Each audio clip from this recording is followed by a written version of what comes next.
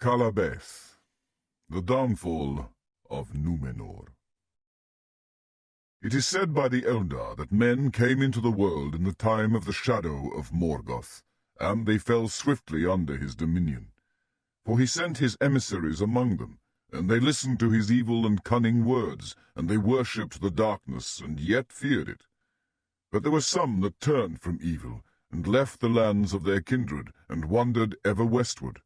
For they had heard a rumour that in the west there was a light which the shadow could not dim.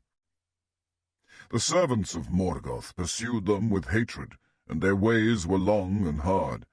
Yet they came at last to the lands that look upon the sea, and they entered Beleriand in the days of the War of the Jewels. The Edain, these were named in the Sindarin tongue, and they became friends and allies of the Eldar, and did deeds of great valor in the war against Morgoth. Of them was sprung, upon the side of his fathers, bright Eärendil, and in the Lay of Eärendil it is told how at the last, when the victory of Morgoth was almost complete, he built his ship Vingilot, that men called Rothinzil, and voyaged upon the unsailed seas, seeking ever for Valinor. For he desired to speak before the powers on behalf of the two kindreds, that the Valar might have pity on them, and send them help in their uttermost need. Therefore, by elves and men, he is called Eärendil the Blessed, for he achieved his quest after long labours and many perils, and from Valinor there came the host of the lords of the west. But Eärendil came never back to the lands that he had loved. In the great battle, when at last Morgoth was overthrown, and Thangorodrim was broken, the Edain alone of the kindreds of men fought for the Valar, whereas many others fought for Morgoth. And after the victory of the lords of the west, those of the evil men, who were not destroyed, fled back into the east, where many of their race were still wandering in the unharvested lands, wild and lawless, refusing alike the summons of the Valar and of Morgoth. And the evil men came among them, and cast over them a shadow of fear, and they took them for kings. Then the Valar forsook for a time the men of Middle-earth, who had refused their summons, and had taken the friends of Morgoth to be their masters. And men dwelt in darkness, and were troubled by many evil things that Morgoth had devised in the days of his dominion. Demons and dragons and misshapen beasts, and the unclean orcs that are mockeries of the children of Iluvatar, and the lot of men was unhappy. But Manwë put forth Morgoth, and shut him beyond the world in the void that is without, and he cannot himself return again into the world, present and visible, while the lords of the west are still enthroned. Yet the seeds that he had planted still grew and sprouted, bearing evil fruit, if any would tend them. For his will remained, and guided his servants, moving them ever to thwart the will of the Valar, and to destroy those that obeyed them. This the lords of the west knew full well. When therefore Morgoth had been thrust forth, they held counsel concerning the ages that should come after. The Eldar they summoned to return into the west, and those that hearkened to the summons dwelt in the isle of Eressëa. And there is in that land a haven that is named Avalon, for it is of all cities the nearest to Valinor, and the tower of Avalon is the first sight that the mariner beholds when at last he draws nigh to the undying lands over the leagues of the sea. To the fathers of men, of the 3 faithful houses, rich reward also was given. Eonwe came among them and taught them, and they were given wisdom and power, and life more enduring than any others of mortal race have possessed. A land was made for the Edain to dwell in, neither part of Middle-earth nor of Valinor, for it was sundered from either by a wide sea, yet it was nearer to Valinor. It was raised by Asse out of the depths of the great water, and it was established by Aula, and enriched by Yavanna. and the Eldar brought thither flowers and fountains out of Tol Eressëa. That land the Valar called Andor, the land of gift. And the star of Eärendil shone bright in the west, as a token that all was made ready, and as a guide over the sea, and men marveled to see that silver flame in the paths of the sun. Then the Edain set sail upon the deep waters, following the star.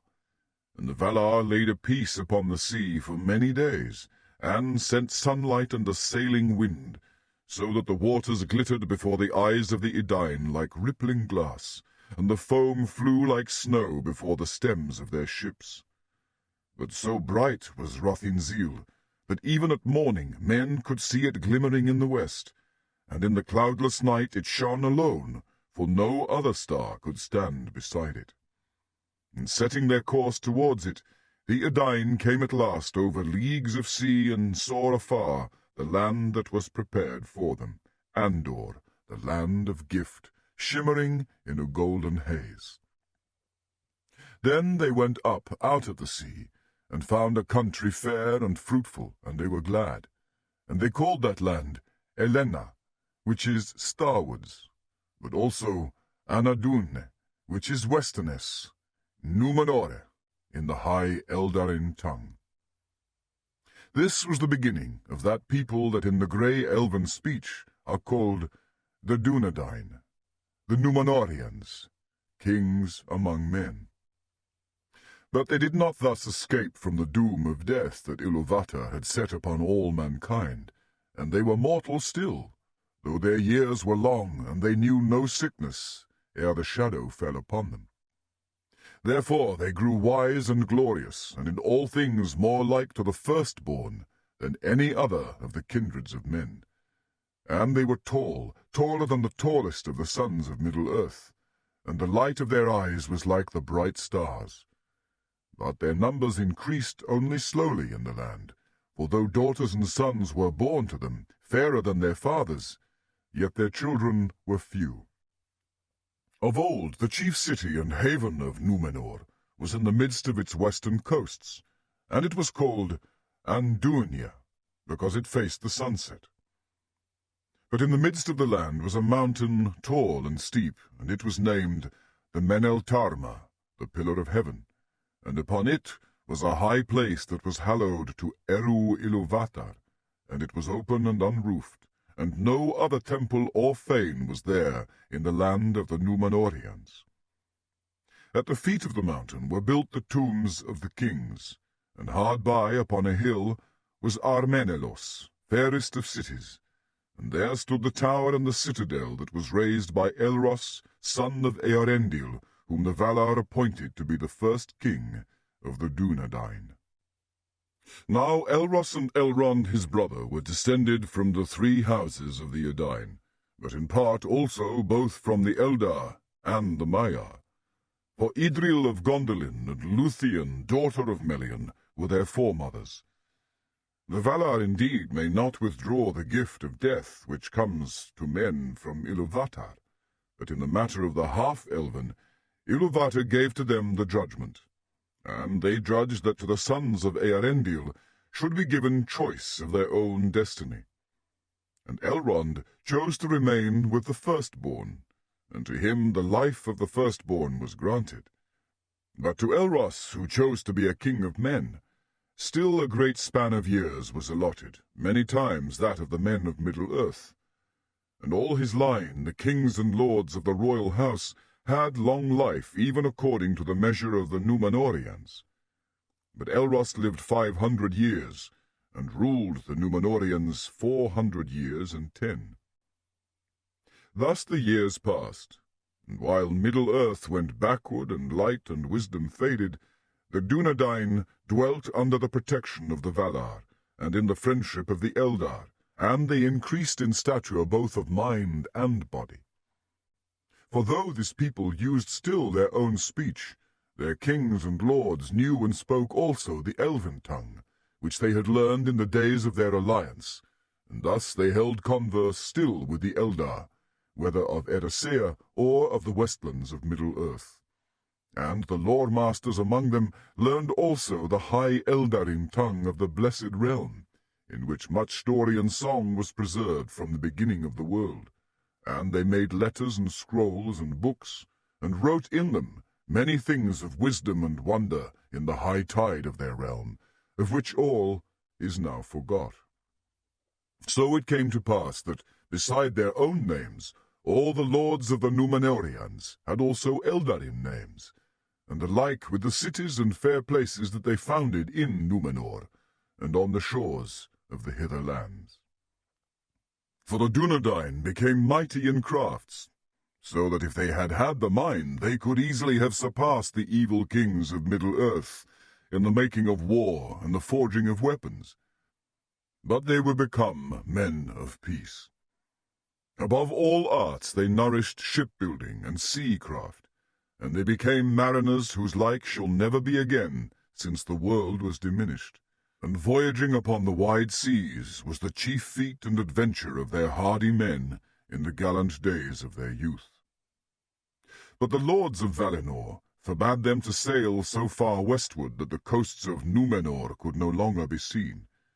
And for long the Dunedain were content, though they did not fully understand the purpose of this ban. But the design of Manwë was that the Númenóreans should not be tempted to seek for the Blessed Realm, nor desire to overpass the limits set to their bliss, becoming enamored of the immortality of the Valar and the Eldar, and the lands where all things endure. For in those days Valinor still remained in the world visible, and there Ilúvatar permitted the Valar to maintain upon earth an abiding place, a memorial of that which might have been if Morgoth had not cast his shadow on the world. This the Númenóreans knew full well, and at times, when all the air was clear and the sun was in the east, they would look out and descry far off in the west a city white shining on a distant shore, and a great harbour and a tower. For in those days the Númenóreans were far-sighted. Yet even so it was only the keenest eyes among them that could see this vision from the Men-el-Tarma, maybe, or from some tall ship that lay off their western coast as far as it was lawful for them to go. For they did not dare to break the ban of the lords of the west. But the wise among them knew that this distant land was not indeed the blessed realm of Valinor, but was Avallone, the haven of the Eldar, upon Eressëa, easternmost of the undying lands.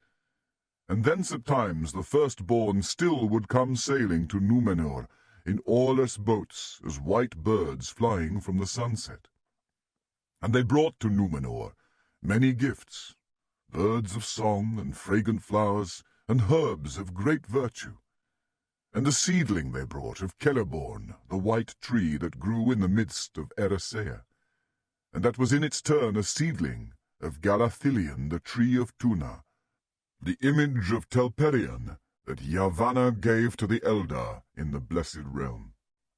And the tree grew and blossomed in the courts of the king in Ar-Menellos. Nimloth it was named, and flowered in the evening, and the shadows of night it filled with its fragrance.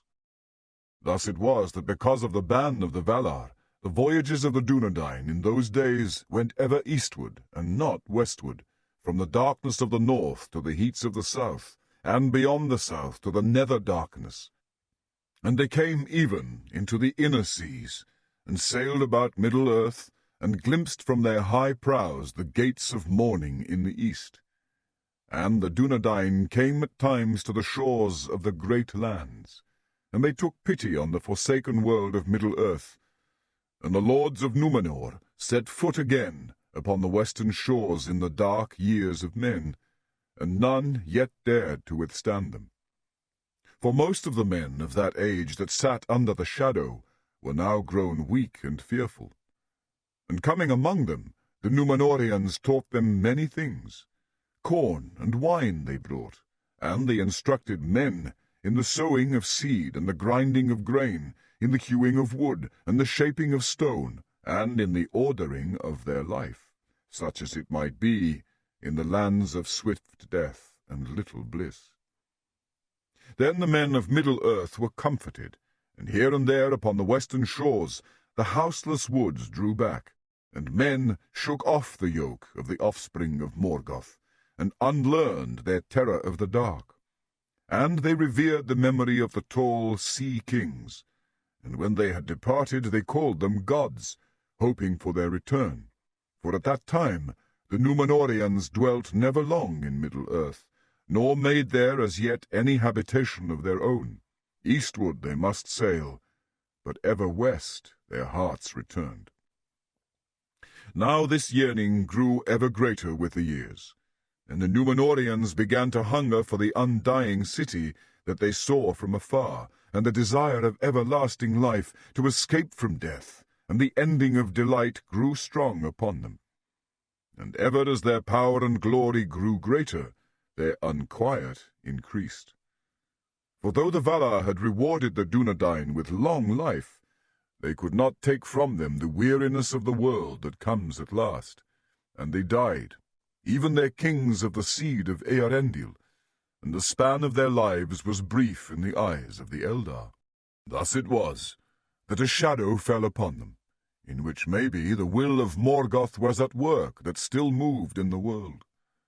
And the Númenóreans began to murmur, at first in their hearts and then in open words, against the doom of men, and most of all against the ban, which forbade them to sail into the west. And they said among themselves, "Why do the lords of the west sit there in peace unending, while we must die and go we know not whither, leaving our home and all that we have made?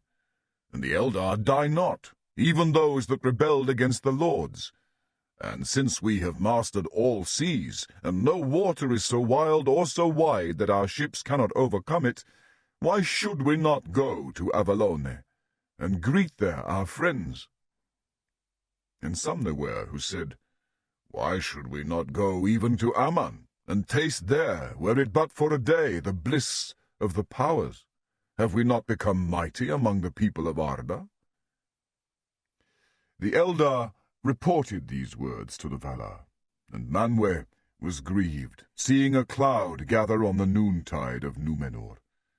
And he sent messengers to the Dunedain, who spoke earnestly to the king, and to all who would listen, concerning the fate and fashion of the world.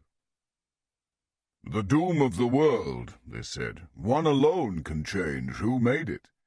And were you so to voyage that, escaping all deceits and snares, you came indeed to Aman, the blessed realm, little would it profit you. For it is not the land of Manwë that makes its people deathless, but the deathless that dwell therein have hallowed the land. And there you would but wither and grow weary the sooner, as moths in a light too strong and steadfast." But the king said, "Does not Eärendil, my forefather, live? Or is he not in the land of Aman?" To which they answered, "You know that he has a fate apart, and was a judge to the firstborn who die not. Yet this also is his doom, that he can never return again to mortal lands, whereas you and your people are not of the firstborn, but are mortal men, as Iluvatar made you. Yet it seems that you desire now to have the good of both kindreds, to sail to Valinor when you will, and to return when you please to your homes. That cannot be. Nor can the Valar take away the gifts of Iluvatar. The Eldar, you say, are unpunished, and even those who rebelled do not die. Yet that is to them neither reward nor punishment, but the fulfillment of their being. They cannot escape, and are bound to this world, never to leave it so long as it lasts, for its life is theirs. And you are punished for the rebellion of men, you say, in which you had small part, and so it is that you die. But that was not at first appointed for a punishment. Thus you escape and leave the world, and are not bound to it in hope or in weariness. Which of us, therefore, should envy the others?" And the Numenorians answered, "Why should we not envy the Valar, or even the least of the deathless? For of us is required a blind trust and a hope without assurance, knowing not what lies before us in a little while. And yet we also love the earth, and would not lose it. Then the messengers said, "Indeed, the mind of Iluvatar concerning you is not known to the Valar, and he has not revealed all things that are to come. But this we hold to be true, that your home is not here, neither in the land of Aman, nor anywhere within the circles of the world. And the doom of men, that they should depart, was at first a gift of Iluvatar. It became a grief to them only because, coming under the shadow of Morgoth, it seemed to them that they were surrounded by a great darkness of which they were afraid, and some grew wilful and proud and would not yield until life was reft from them. We who bear the ever-mounting burden of the years do not clearly understand this. But if that grief has returned to trouble you, as you say, then we fear that the shadow arises once more and grows again in your hearts. Therefore, though you be the Dunedain, fairest of men, who escaped from the shadow of old and fought valiantly against it, we say to you, beware.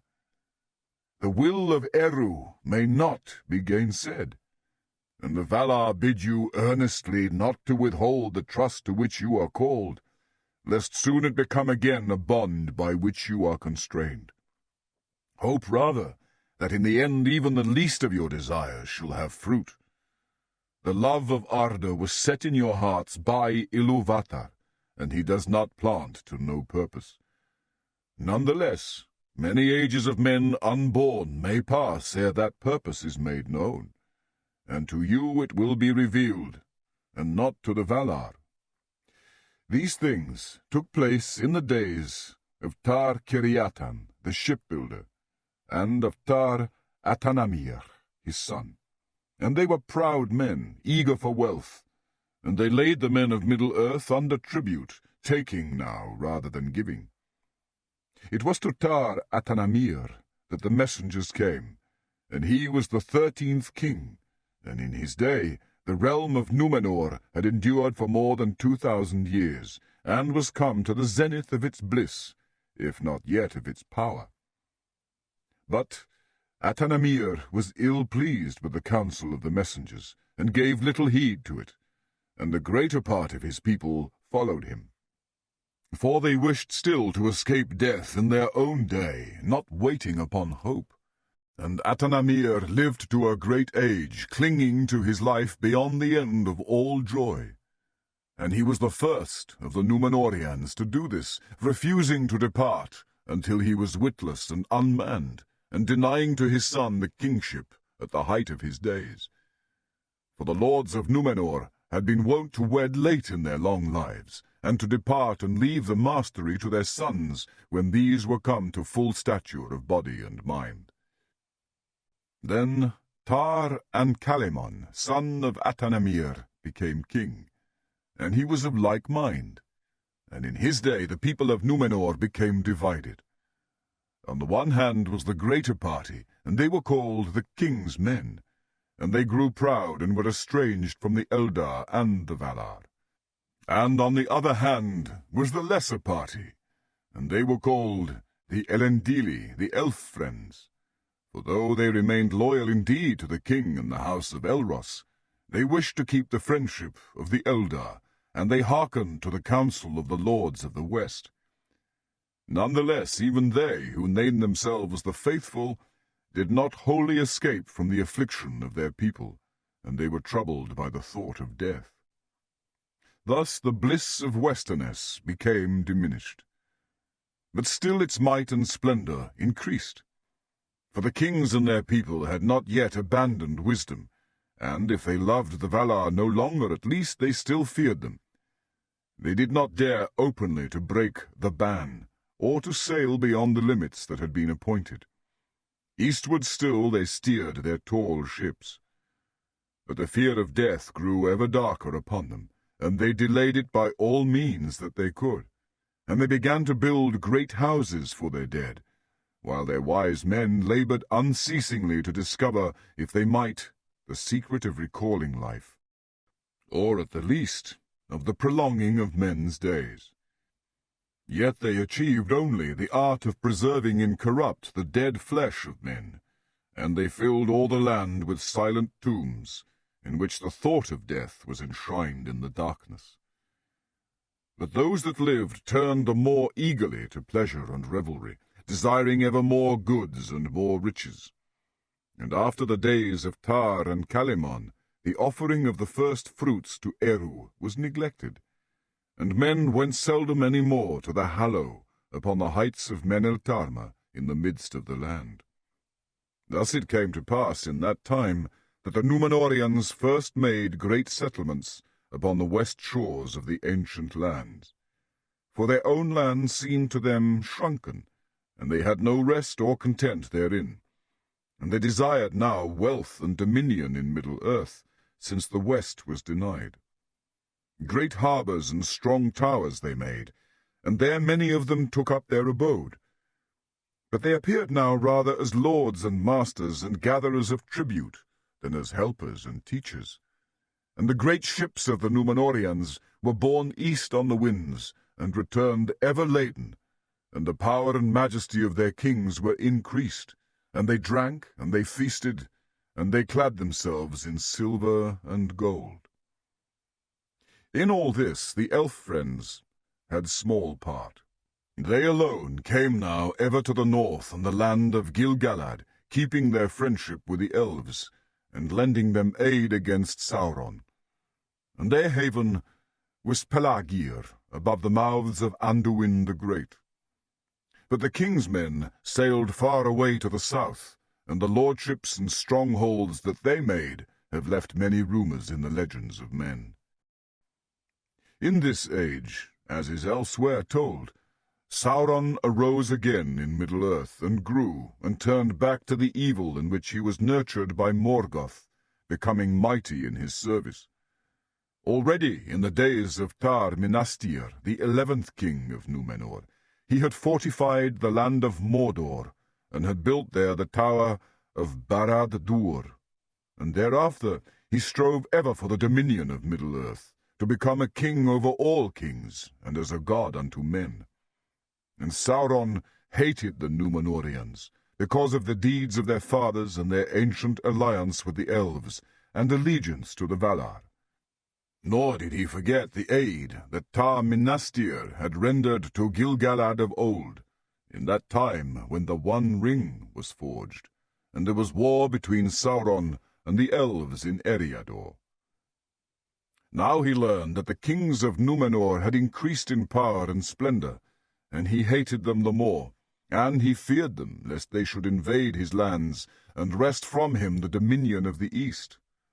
But for a long time he did not dare to challenge the lords of the sea, and he withdrew from the coasts. Yet Sauron was ever guileful, and it is said that among those whom he ensnared with the 9 rings, 3 were great lords of Numenorian race.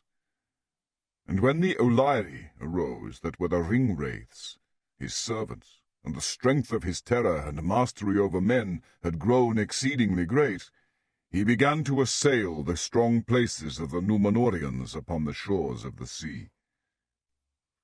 In those days the shadow grew deeper upon Numenor, and the lives of the kings of the house of Elros waned because of their rebellion, but they hardened their hearts the more against the Valar. And the 19th king took the scepter of his fathers, and he ascended the throne in the name of Adun-Achor, Lord of the West, forsaking the elven tongues and forbidding their use in his hearing. Yet in the scroll of kings the name Herunumen was inscribed in the high elven speech, because of ancient custom, which the kings feared to break utterly, lest evil befall. Now this title seemed to the faithful over-proud, being the title of the Valar, and their hearts were sorely tried between their loyalty to the house of Elros and their reverence of the appointed powers. But worse was yet to come. For Ar-Gimilzôr, the 22nd king, was the greatest enemy of the faithful. In his day the white tree was untended and began to decline, and he forbade utterly the use of the elven tongues, and punished those that welcomed the ships of Eressëa, that still came secretly to the west shores of the land. Now the Elendili dwelt mostly in the western regions of Numenor, but Ar-Gimilzôr commanded all that he could discover to be of this party to remove from the west and dwell in the east of the land, and there they were watched. And the chief dwelling of the faithful in the later days was thus nigh to the harbour of Romenna. Thence many set sail to Middle-earth, seeking the northern coasts where they might speak still with the Eldar in the kingdom of Gil-galad. This was known to the kings, but they hindered it not, so long as the Elendili departed from their land and did not return. For they desired to end all friendship between their people and the Eldar of Eressëa, whom they named the spies of the Valar, hoping to keep their deeds and their counsels hidden from the lords of the west. But all that they did was known to Manwë, and the Valar were wroth with the kings of Númenor, and gave them counsel and protection no more. And the ships of Eressëa came never again out of the sunset, and the havens of Andunia were forlorn. Highest in honour, after the house of the kings, were the lords of Andunia, for they were of the line of Elros, being descended from Silmarillion, daughter of Tar-Elendil, the fourth king of Numenor. And these lords were loyal to the kings, and revered them. And the lord of Andunia was ever among the chief counsellors of the sceptre. Yet also from the beginning they bore especial love to the Eldar and reverence for the Valar, and as the shadow grew, they aided the faithful as they could. But for long they did not declare themselves openly, and sought rather to amend the hearts of the lords of the sceptre with wiser counsels. There was a lady, Akallabêth, renowned for her beauty, and her mother was Lindoria, sister of Eärendil, the lord of Andunia, in the days of Ar-Sakalthôr, father of Ar-Gimilzôr. Gimilzôr took her to wife, though this was little to her liking, for she was in heart one of the faithful, being taught by her mother. But the kings and their sons were grown proud, and not to be gainsaid in their wishes. No love was there between Ar-Gimilzôr and his queen, or between their sons. Inziladun, the elder, was like his mother in mind as in body. But Gimilchad, the younger, went with his father, unless he were yet prouder and more wilful. To him Ar-Gimilzôr would have yielded the sceptre rather than to the elder son, if the laws had allowed. But when Inziladun acceded to the sceptre, he took again a title in the elven tongue as of old, calling himself Tar-Palantir, for he was far-sighted both in eye and in mind, and even those that hated him feared his words as those of a true seer. He gave peace for a while to the faithful, and he went once more at due seasons to the hallow of Eru upon the Meneltarma, which Ar-Gimilzôr had forsaken. The white tree he tended again with honour, and he prophesied, saying that when the tree perished, then also would the line of the kings come to its end. But his repentance was too late to appease the anger of the Valar with the insolence of his fathers, of which the greater part of his people did not repent. And Gimilchad was strong and ungentle, and he took the leadership of those that had been called the king's men, and opposed the will of his brother as openly as he dared, and yet more in secret. Thus the days of Tar-Palantir became darkened with grief, and he would spend much of his time in the west, and there ascended often the ancient tower of King Minastir, upon the hill of Oramet, nigh to Andunia, whence he gazed westward in yearning, hoping to see, maybe, some sail upon the sea. But no ship came ever again from the west to Numenor, and Avallóne was veiled in cloud. Now Gimilchad died 2 years before his 200th year, which was accounted an early death for one of Elros' line, even in its waning. But this brought no peace to the king. For Ar-Pharazôn, son of Gimilchad, had become a man yet more restless and eager for wealth and power than his father.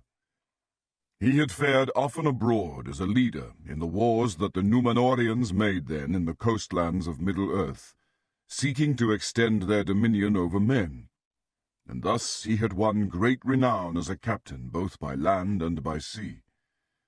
Therefore, when he came back to Númenor, hearing of his father's death, the hearts of the people were turned to him, for he brought with him great wealth, and was for the time free in his giving. And it came to pass that Tar-Palantir grew weary of grief, and died. He had no son, but a daughter only, whom he named Miriel in the Elven tongue. And to her now by right and the laws of the Numenorians came the sceptre. But Ar-Pharazôn took her to wife against her will, doing evil in this, and evil also, in that the laws of Numenor did not permit the marriage, even in the royal house, of those more nearly akin than cousins in the second degree. And when they were wedded, he seized the sceptre into his own hand, taking the title of Ar-Pharazôn, Tar-Ancalimon in the Elven tongue. And the name of his queen he changed to Ar-Gimilzôr. The mightiest and proudest was Ar-Pharazôn the Golden, of all those that had wielded the sceptre of the Sea Kings since the foundation of Numenor. And 23 kings and queens had ruled the Numenóreans before, and slept now in their deep tombs under the mount of Men-of-Númenor, lying upon beds of gold. And sitting upon his carven throne in the city of Ar-Menellos, in the glory of his power, he brooded darkly, thinking of war.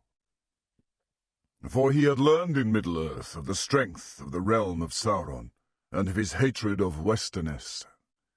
And now there came to him the masters of ships and captains returning out of the east, and they reported that Sauron was putting forth his might, since Ar-Pharazôn had gone back from Middle-earth, and he was pressing down upon the cities by the coasts.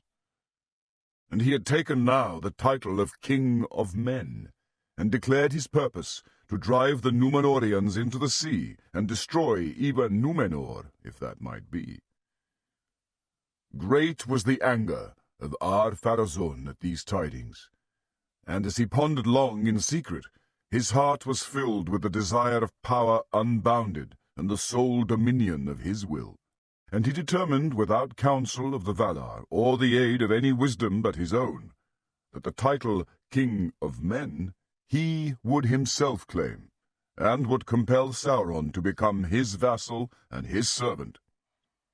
For in his pride he deemed that no king should ever arise so mighty as to vie with the heir of Eärendil. Therefore he began in that time to smithy great hoard of weapons, and many ships of war he built, and stored them with his arms. And when all was made ready, he himself set sail with his host into the east. And men saw his sails coming up out of the sunset, dyed as with scarlet and gleaming with red and gold, and fear fell upon the dwellers by the coasts, and they fled far away. But the fleet came at last to that place that was called Umbar, where was the mighty haven of the Numenóreans that no hand had wrought. Empty and silent were all the lands about when the King of the Sea marched upon Middle-earth.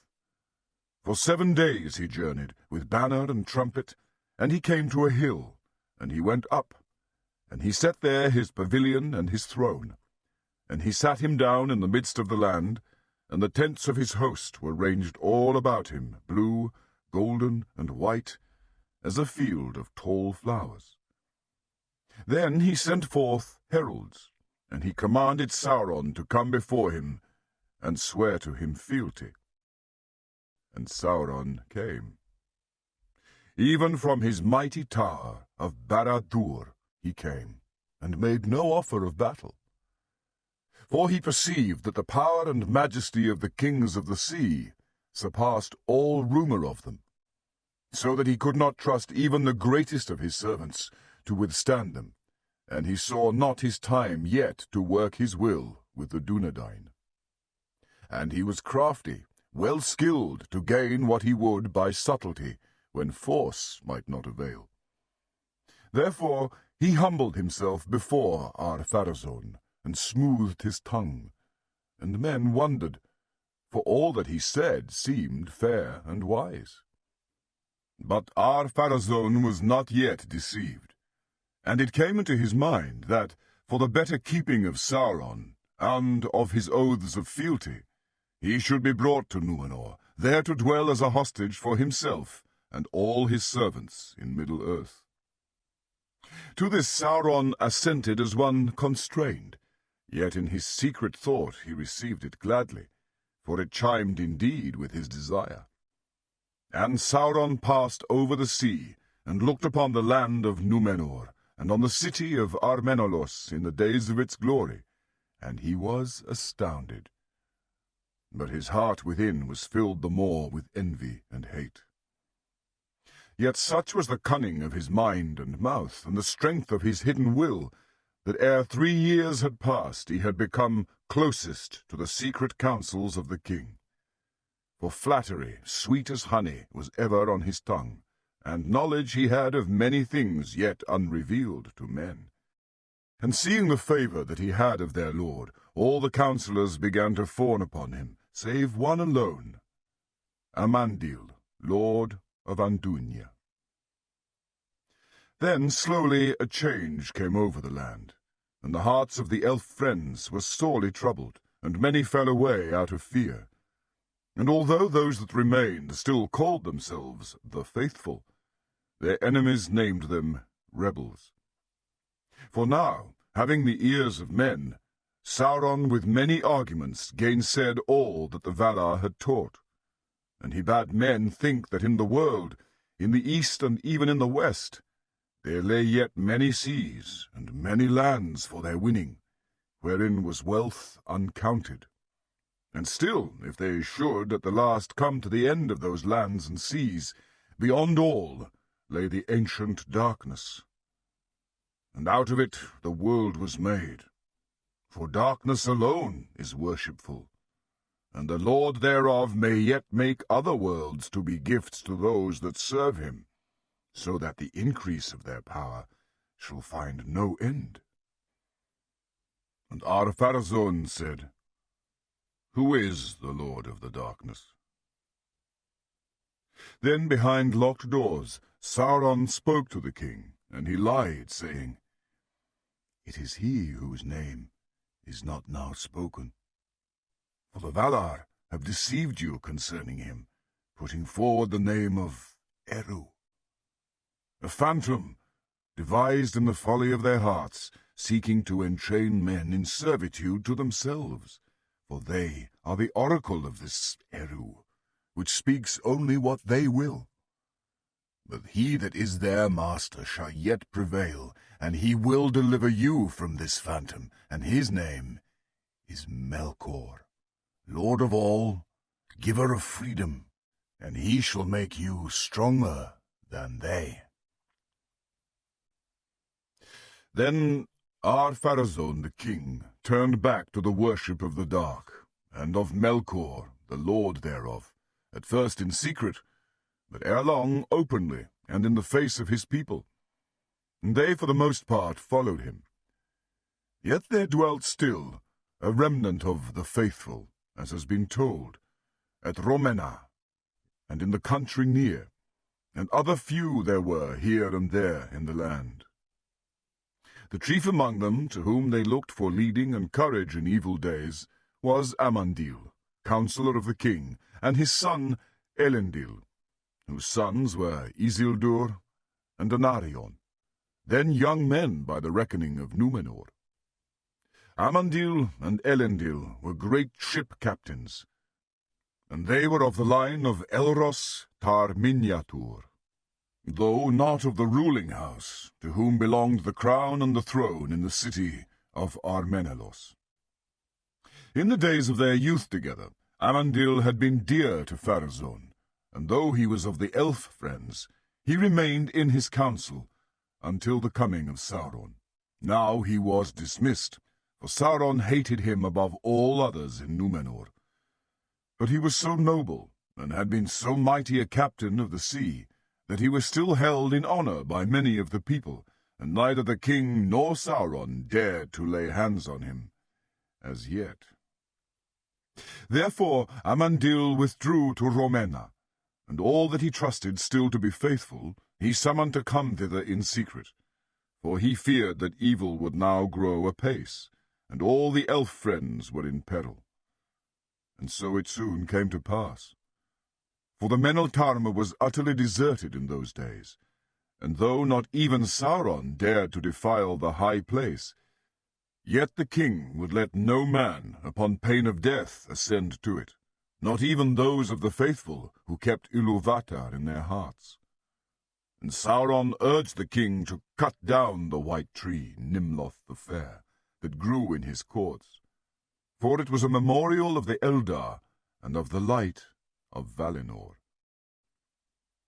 At the first the king would not assent to this, since he believed that the fortunes of his house were bound up with the tree, as was forspoken by Tar-Palantir. Thus in his folly, he who now hated the Eldar and the Valar vainly clung to the shadow of the old allegiance of Numenor. But when Amandil heard rumor of the evil purpose of Sauron, he was grieved to the heart, knowing that in the end Sauron would surely have his will. Then he spoke to Elendil and the sons of Elendil, recalling the tale of the trees of Valinor. And Isildur said no word, but went out by night, and did a deed for which he was afterwards renowned. For he passed alone in disguise to Armenelos, and into the courts of the king, which were now forbidden to the faithful. And he came to the place of the tree, which was forbidden to all by the orders of Sauron. And the tree was watched by day and night by guards in his service. At that time Nimloth was dark, and bore no bloom, for it was late in the autumn, and its winter was nigh. And Isildur passed through the guards, and took from the tree a fruit that hung upon it, and turned to go.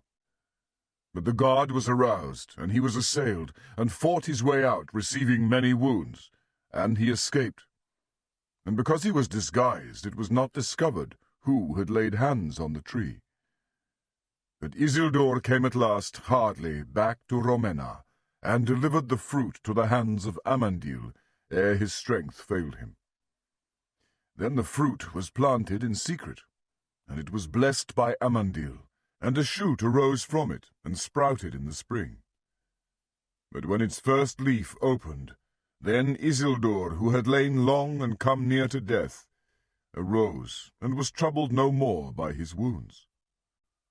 None too soon was this done, for after the assault the king yielded to Sauron, and felled the white tree, and turned then wholly away from the allegiance of his fathers.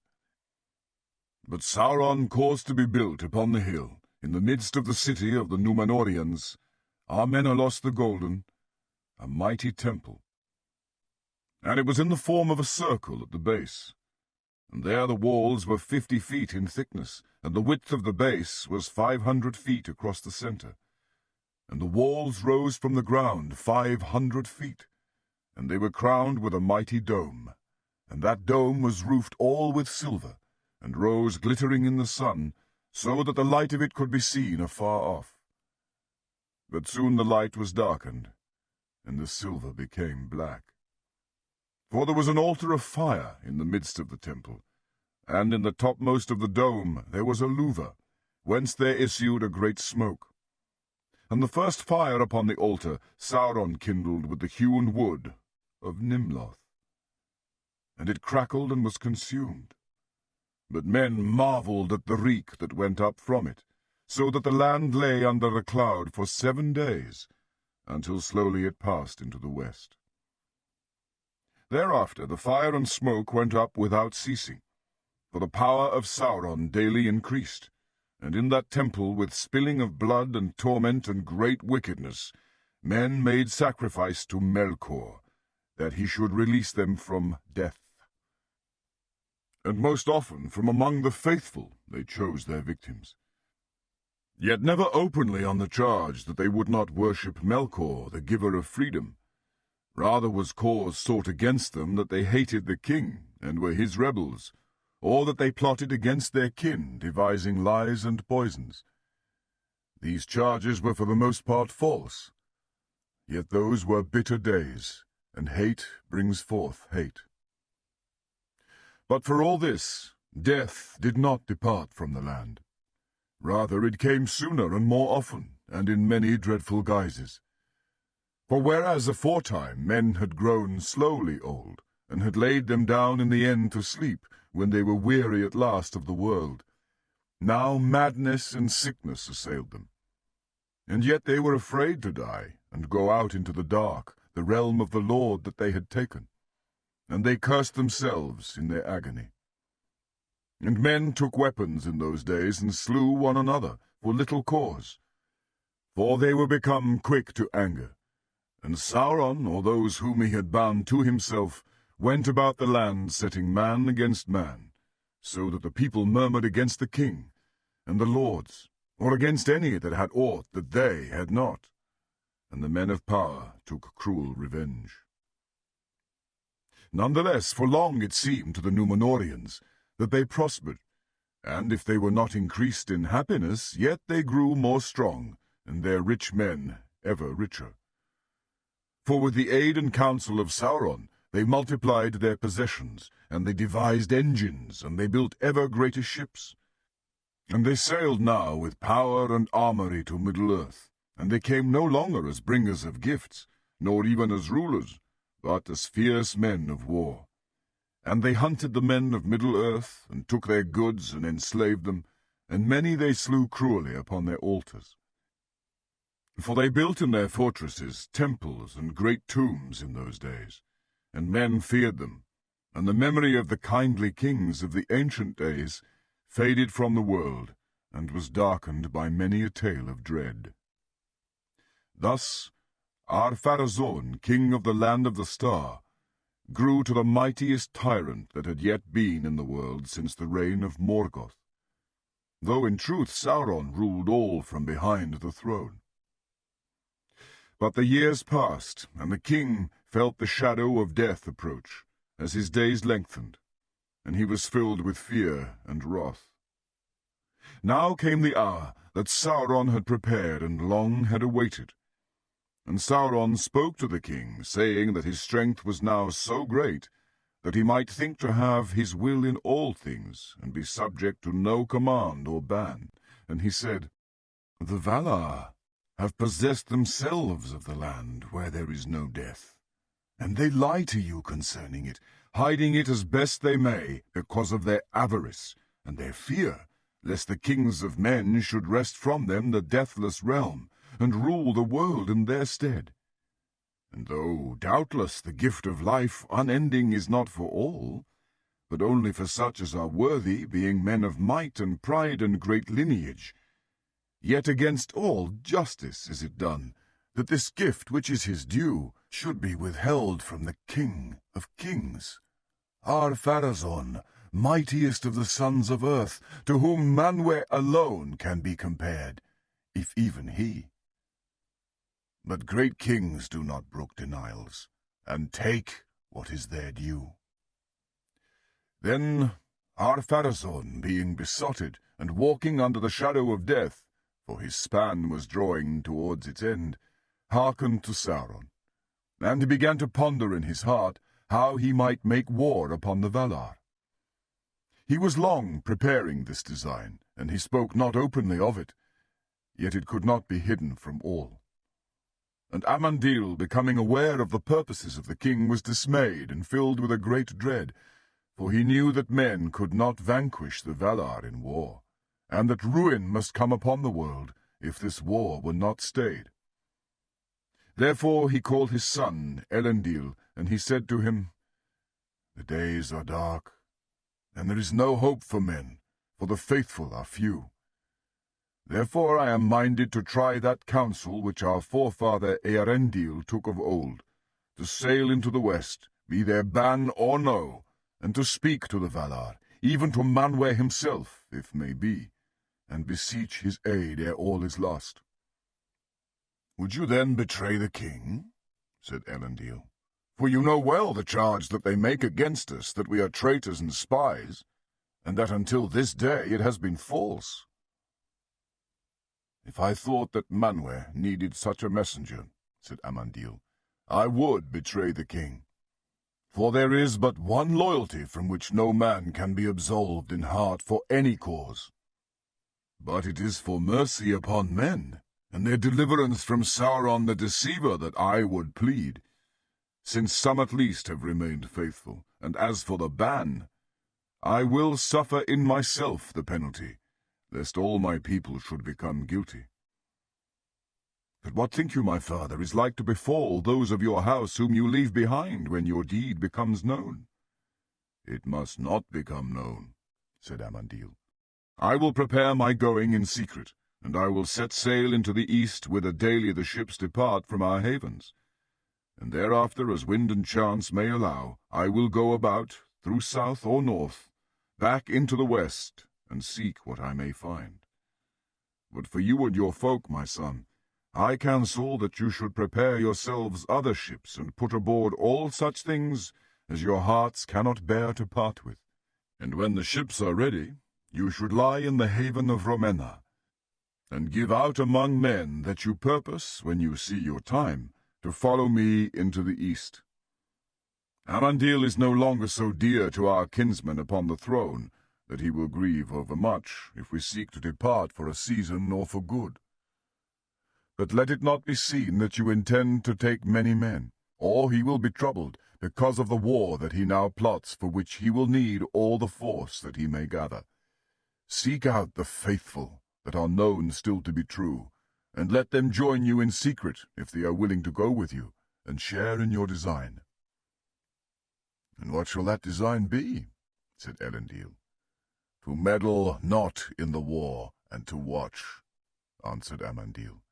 "Until I return I can say no more. But it is most like that you shall fly from the land of the star with no star to guide you, for that land is defiled. Then you shall lose all that you have loved, foretasting death in life, seeking a land of exile elsewhere. But east or west, the Valar alone can say." Then Amandil said farewell to all his household, as one that is about to die. "For," said he, "it may well prove that you shall see me never again, and that I shall show you no such sign as Eärendil showed long ago. But hold you ever in readiness, for the end of the world that we have known is now at hand."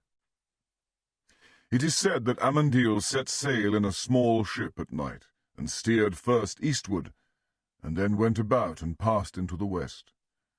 And he took with him 3 servants dear to his heart, and never again were they heard of by word or sign in this world, nor is there any tale or guess of their fate. Men could not a second time be saved by any such embassy, and for the treason of Númenor there was no easy absolving. But Elendil did all that his father had bidden, and his ships lay off the east coast of the land, and the faithful put aboard their wives and their children and their heirlooms, and great store of goods. Many things there were of beauty and power, such as the Númenóreans had contrived in the days of their wisdom, vessels and jewels, and scrolls of lore written in scarlet and black. And 7 stones they had, the gift of the Eldar. But in the ship of Isildur was guarded the young tree, the scion of Nimloth the Fair. Thus Elendil held himself in readiness, and did not meddle in the evil deeds of those days, and ever he looked for a sign that did not come. Then he journeyed in secret to the western shores, and gazed out over the sea, for sorrow and yearning were upon him, and he greatly loved his father. But naught could he descry save the fleets of Ar-Pharazôn gathering in the havens of the west. Now aforetime in the isle of Númenor the weather was ever apt to the needs and liking of men, rain in due season and ever in measure, and sunshine now warmer, now cooler, and winds from the sea. And when the wind was in the west, it seemed to many that it was filled with a fragrance, fleeting but sweet, heart-stirring, as of flowers that bloom forever in undying meads, and have no names on mortal shores.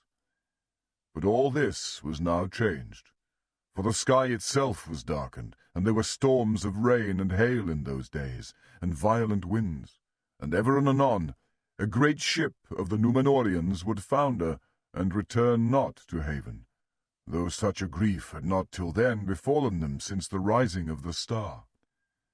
And out of the west there would come at times a great cloud in the evening, shaped as it were an eagle, with pinions spread to the north and the south, and slowly it would loom up, blotting out the sunset, and then uttermost night would fall upon Numenor. And some of the eagles bore lightning beneath their wings, and thunder echoed between sea and cloud. Then men grew afraid. "Behold, the eagles of the lords of the west," they cried. "The eagles of Manwë are come upon Numenor." And they fell upon their faces. Then some few would repent, for a season, but others hardened their hearts, and they shook their fists at heaven, saying, "The lords of the west have plotted against us. They strike first. The next blow shall be ours." These words the king himself spoke, but they were devised by Sauron.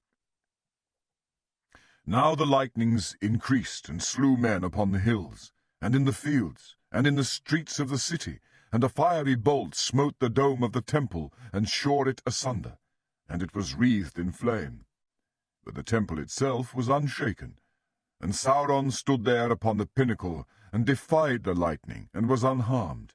And in that hour men called him a god, and did all that he would. When therefore the last portent came, they heeded it little, for the land shook under them, and a groaning as of thunder underground was mingled with the roaring of the sea, and smoke issued from the peak of the Men of Númenor.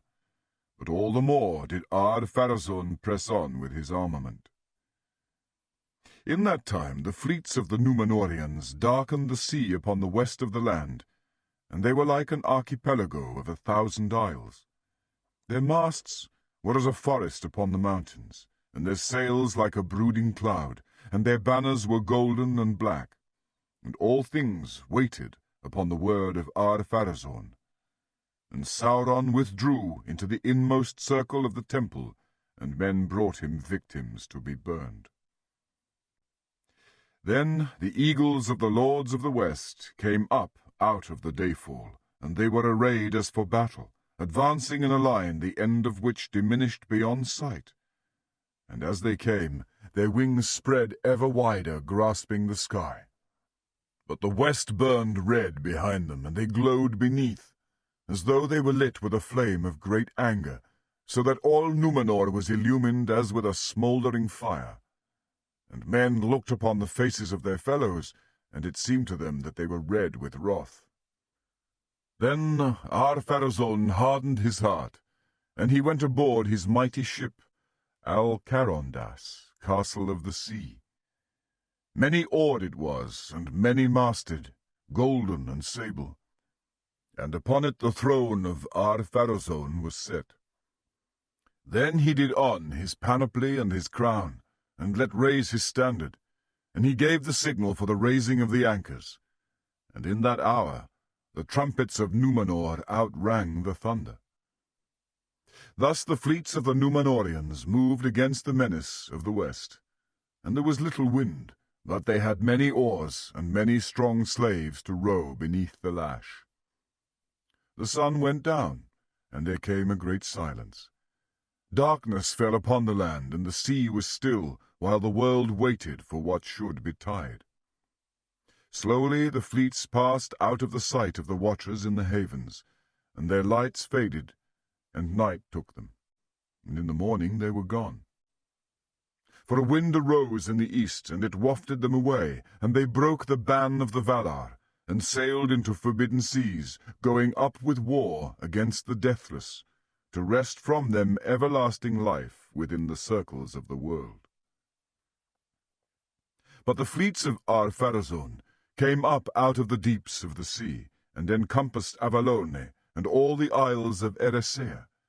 And the Eldar mourned, for the light of the setting sun was cut off by the cloud of the Númenóreans. And at last Ar-Pharazôn came even to Aman, the blessed realm, and the coasts of Valinor. And still all was silent, and doom hung by a thread. For Ar-Pharazôn wavered at the end, and almost he turned back.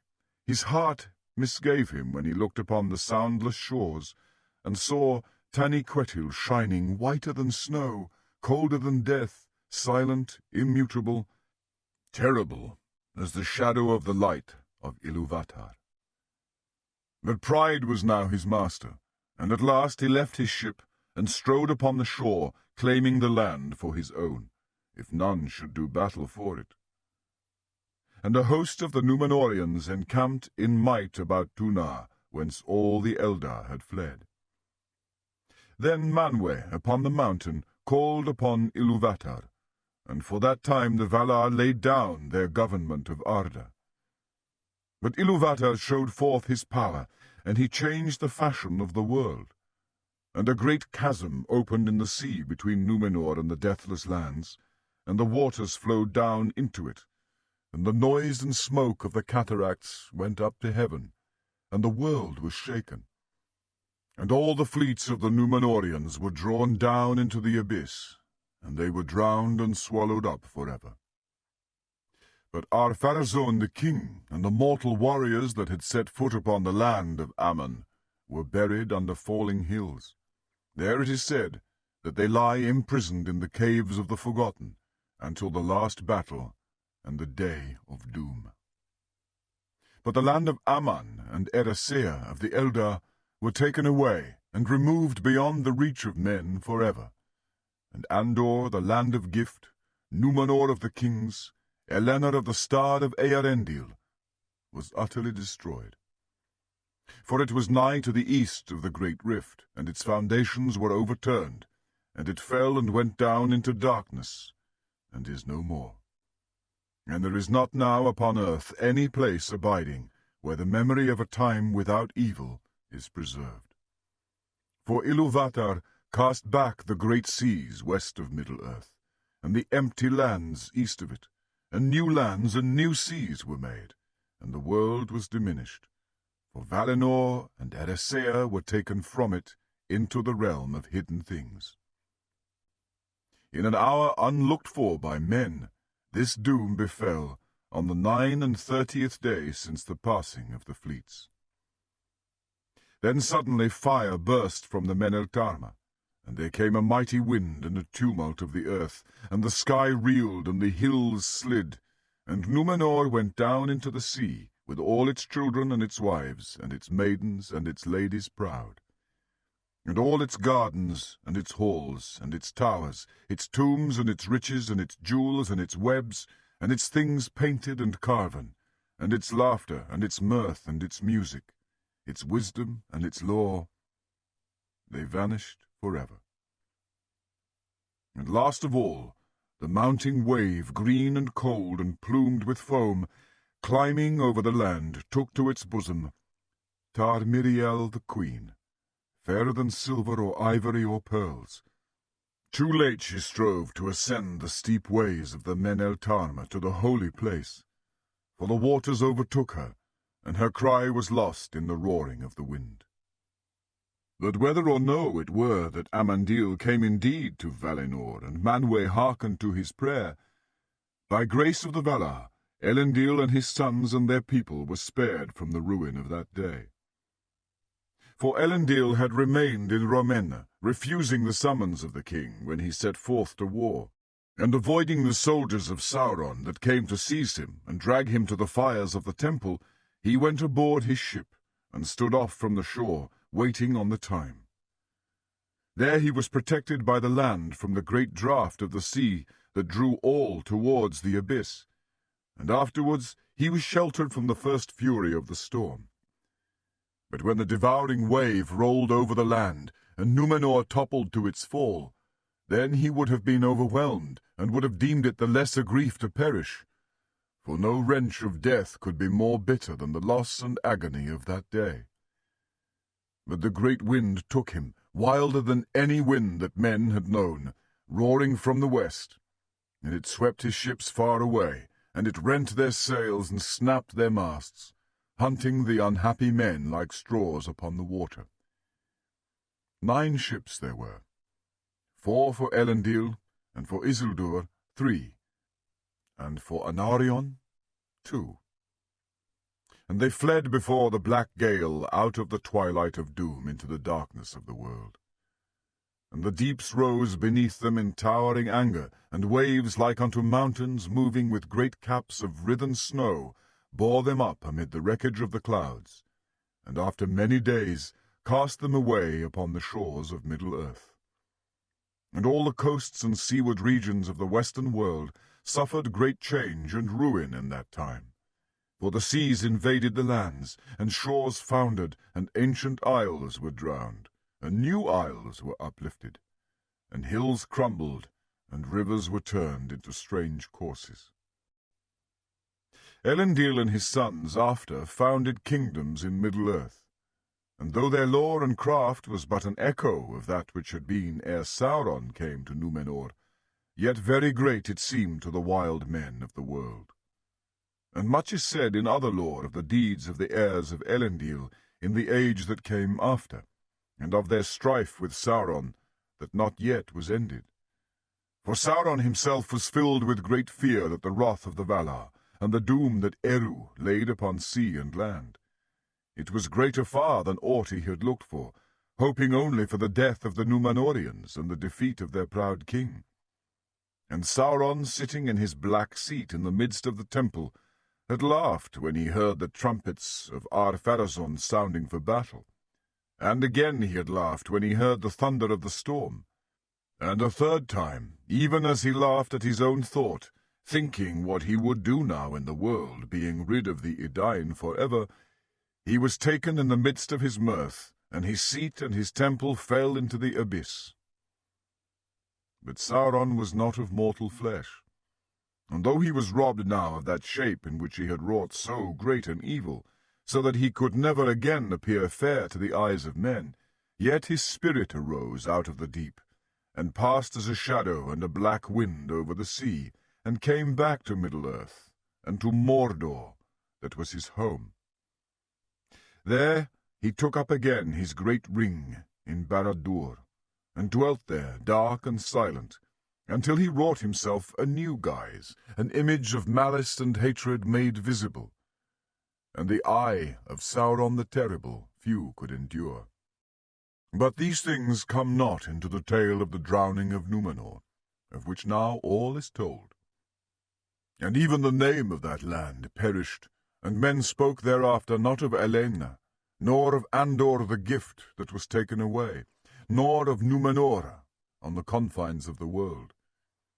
But the exiles on the shores of the sea, if they turned towards the west in the desire of their hearts, spoke of Mar Nufalmar, that was whelmed in the waves, Akallabêth the downfallen, Atalanta in the Eldarin tongue.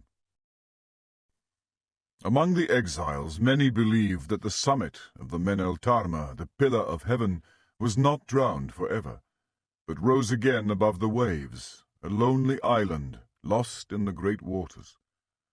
For it had been a hallowed place, and even in the days of Sauron none had defiled it. And some there were of the seed of Earendil that afterwards sought for it, because it was said among lawmasters that the far-sighted men of old could see from the Men-el-Tarma a glimmer of the deathless land. For even after the ruin, the hearts of the Dunedain were still set westwards. And though they knew indeed that the world was changed, they said, Avalone is vanished from the earth, and the land of Aman is taken away, and in the world of this present darkness they cannot be found. Yet once they were, and therefore they still are, in true being, and in the whole shape of the world, as at first it was devised. For the Dunedain held that even mortal men, if so blessed, might look upon other times than those of their body's life. and they longed ever to escape from the shadows of their exile, and to see in some fashion the light that dies not. For the sorrow of the thought of death had pursued them over the deeps of the sea. Thus it was that great mariners among them would still search the empty seas, hoping to come upon the isle of Men-el-Tarma, and there to see a vision of things that were. But they found it not. And those that sailed far came only to the new lands, and found them like to the old lands, and subject to death. And those that sailed furthest set but a girdle about the earth, and returned weary at last to the place of their beginning, and they said, All roads are now bent. Thus in after days, what by the voyages of ships, what by lore and star-craft, the kings of men knew that the world was indeed made round. And yet the Eldar were permitted still to depart, and to come to the ancient west, and to Avallone if they would. Therefore the lore-masters of men said that a straight road must still be, for those that were permitted to find it. And they taught that, while the new world fell away, the old road and the path of the memory of the West still went on, as it were a mighty bridge invisible that passed through the air of breath and of flight, which were bent now as the world was bent, and traversed Ilmen, which flesh unaided cannot endure, until it came to Tol Eressëa, the lonely isle, and maybe even beyond to Valinor, where the Valar still dwell and watch the unfolding of the story of the world. And tales and rumors arose along the shores of the sea concerning mariners and men forlorn upon the water who, by some fate or grace or favor of the Valar, had entered in upon the straight way, and seen the face of the world sink below them, and so had come to the lamplit quays of Avallone, or verily, to the last beaches on the margin of Aman, and there had looked upon the white mountain, dreadful and beautiful, before they died.